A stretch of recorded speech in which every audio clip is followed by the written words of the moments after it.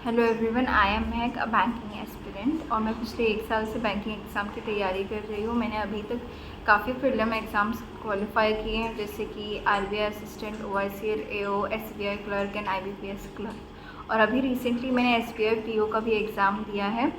अब प्रीलिम्स का तो एग्ज़ाम दे दिया, नेक्स्ट क्वेश्चन इज़ कि मेंस की प्रिपरेशन कैसे करें। More over IBPS PO prelims भी लाइंड अप है, तो ये चीज़ें हम साथ में कैसे मैनेज करें और मेंस की प्रिपरेशन शुरू करें भी कि नहीं। कुछ लोगों के मन में हो सकता है डाउट, जो अपने अटैम्प्ट्स को लेके कॉन्फिडेंट नहीं होंगे। सो आई वुड से कि जिसका भी 50+ अटैम्प्ट करे हैं, जिसने भी with accuracy, they should definitely prepare for mains. Because even if SBI prelims में नहीं होता है आपका, तो the next exam which is IBPS PO, उसकी प्रीलिम्स में आपका डेफिनेटली हो जाएगा। बिकॉज उसका कट ऑफ भी कम रहता है, almost 18 to 20 marks last year कम था उसका cut off. So you should definitely prepare for mains as soon as you can. अब मेंस के लिए हम क्या क्या करें और मेंस और आईबीपीएस पीओ प्रीलिम्स को साथ में कैसे लेके चलें। दोस्त हु आर बिगनर्स, उनको तो बहुत ही कॉम्प्लेक्स सिचुएशन लग रही होगी, क्योंकि बैंकिंग एग्ज़ाम्स ऐसे, इसका स्केड्यूल ऐसा होता ही है कि एक के बाद एक लाइंड अप होता है। किसी का प्रीलिम्स चल रहा है तो किसी का मेंस, तो ये दोनों चीज़ों को साथ में लेके चलना बहुत ही मुश्किल होता है। But the thing is that you have to. Prelims आप अगर साथ में नहीं लेके चलोगे तो आपकी स्पीड, आप विद इन 1 मंथ, अभी जब तक प्रीलिम्स आ नहीं रहा है, आपकी स्पीड ड्रॉप हो जाएगी अगर आप प्रीलिम्स को नहीं लेके चलोगे। अगर मेंस को नहीं लेके चलोगे तो ये जो टाइम है ये बहुत प्रेशियस है। ये टाइम में अगर आपने मेंस के लिए अच्छे से प्रिपेयर कर लिया तो आप आगे आने वाले एग्ज़ाम्स के लिए बहुत अच्छे से प्रिपेयर्ड हो जाओगे। जितना जल्दी हो सके उतना जल्दी आप शुरुआत करो, that's the only thing. So sources क्या क्या आप फॉलो कर सकते हो और क्या क्या ऐसी चीज़ें हैं जो मैं रिकमेंड करूँगी।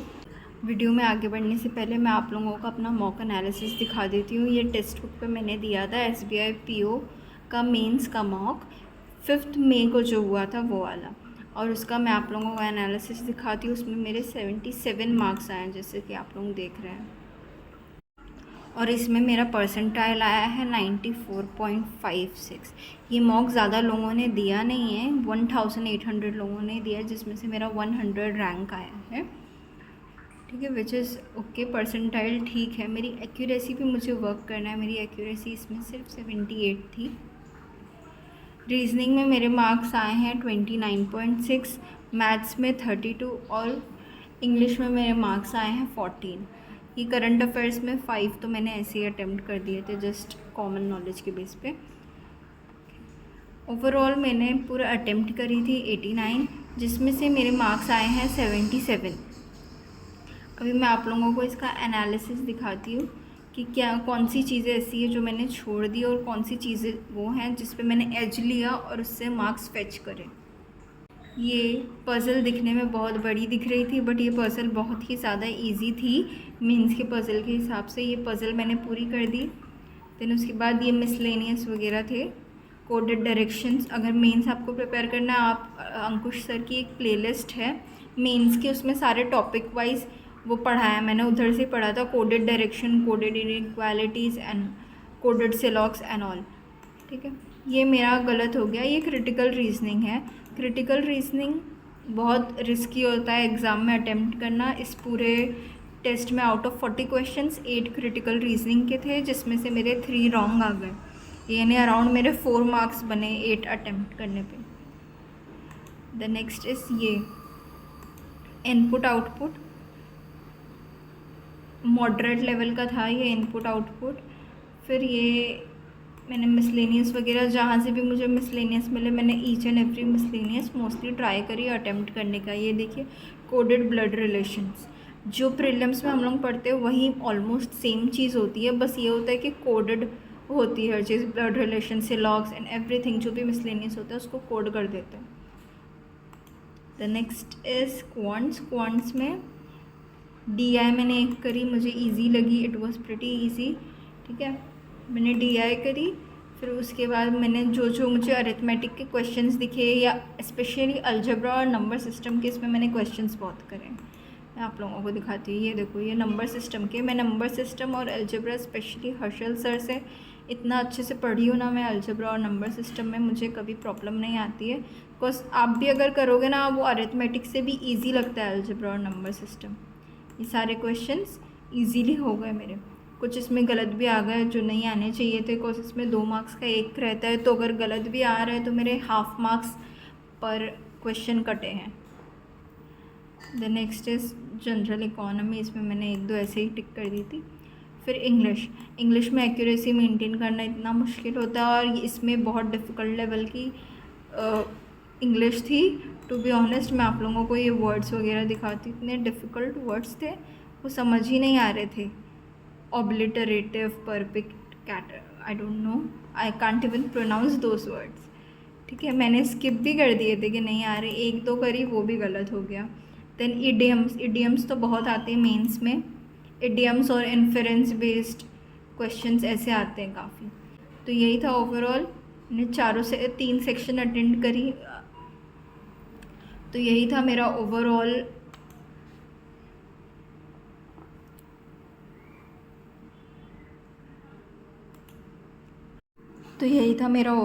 पूरा मॉक एनालिसिस। आई होप इसमें से आपको कुछ हेल्प मिला हो और अंदाज़ा मिला हो कि कैसे अटेम्प्ट करना रहता है और कौन सी चीज़ें पहले अटेम्प्ट करनी रहती हैं and all. So let's continue with the rest of the video.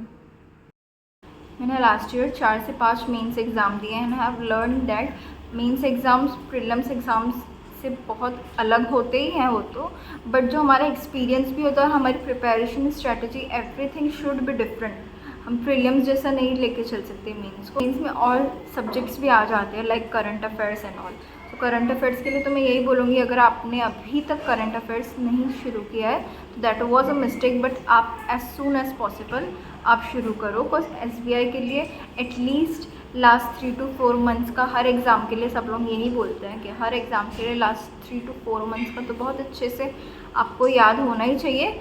Ideally 6 to 7 month का होना चाहिए, बट अगर आप अभी शुरू कर रहे हो तो आपको 3 to 4 मंथ्स का करके जाना है। और मैं जल्दी एक करंट अफेयर्स का भी वीडियो बनाऊंगी जिसमें मैं बताऊंगी कि मैं किस तरह से करंट अफेयर्स प्रिपेयर करती हूँ। It might not be the ideal strategy, but I know that you will relate to it and you will definitely get help from that. ठीक है, एंड सो मैं सोर्सेज अगर बताऊँ कि मेंस के लिए अभी मैं क्या क्या सोच रही हूँ, तो मेंस के लिए स्पेशली करंट अफेयर्स जो मैंने बोली कि हमें शुरू कर देना है 3-4 महीने के लिए, that would be the first and foremost thing. ठीक है, एंड उसके बाद हमको मेंस के लिए सबसे पहले ये चीज़ करनी है कि मेंस के प्रीवियस ईयर क्वेश्चंस देखने हैं, प्रीवियस ईयर के मेमोरी बेस्ड टेस्ट्स लगाने हैं आपको। ठीक है, उससे कि आपको एक आइडिया आएगा कि एग्ज़ाम में किस लेवल का आता है मेंस, वो डुएबल भी आपके हिसाब से है भी कि नहीं। क्वांट्स रीजनिंग के लिए मैं बोलूँगी कि संजय सर और हर्षल सर, उन दोनों को फॉलो कर सकते हैं फ्रीली, वो यूट्यूब पे ही क्लासेस करते हैं, you can follow them for that. और रही बात डिस्क्रिप्टिव की, तो डिस्क्रिप्टिव मैंने भी आज से पहले एक ही बार प्रिपेयर किया है OICL AO के टाइम पे। डिस्क्रिप्टिव के लिए टाइपिंग बहुत हेल्प करती है। आप आज से अगर टाइपिंग की प्रैक्टिस कर दो, फुल एसेस लिखो मत, लेकिन बस नॉर्मल टाइपिंग की आप प्रैक्टिस करो, छोटे छोटे पैराग्राफ्स लिख के, इट वुड हेल्प। एंड अभी से आप रीड करना शुरू करो। आप जितना रीड करोगे आप उतना ज़्यादा एग्ज़ाम में बेटर लिख पाओगे। सो आप ज़्यादा से ज़्यादा रीड करो about all the trending topics, जैसे RC में नहीं आते AI related, technology related, regulations related, policy वगैरह, ये सारी चीज़ें जो भी बोलते हैं हॉट टॉपिक्स या ट्रेंडिंग टॉपिक्स, वो आप ज़्यादा से ज़्यादा रीड करो और समझो। और डेली सी आप आज से शुरू कर दो। ये सब हो गई मेंस की बात। और प्रीलिम्स के लिए डेली एक मॉक तो देना ही है, और जब IBPS PO नज़दीक आ जाएगा तो आप 2 मॉक देना दिन में। ठीक है, अभी डेली एक मॉक आप दो, उसका अच्छे से एनालिसिस करो, बिकॉज आपकी वो आदत जानी नहीं चाहिए। ठीक है, आप ऐसा मेंस में लग के प्रीलिम्स को नहीं छोड़ सकते, because speed literally with in few weeks बहुत स्पीड कम हो जाती है।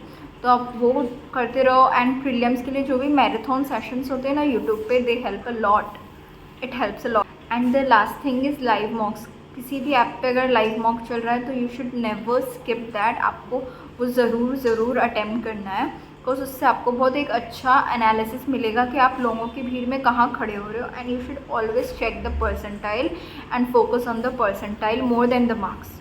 सो that's it for now. And अगर आपको मेरा मॉक एनालिसिस अच्छा लगा और मेरी स्ट्रेटजी आपको थोड़ी भी यूज़फुल लगी, so do like and subscribe my channel, and comments में अपना फीडबैक ज़रूर देना। And I will see you in the next video. Till then, bye bye.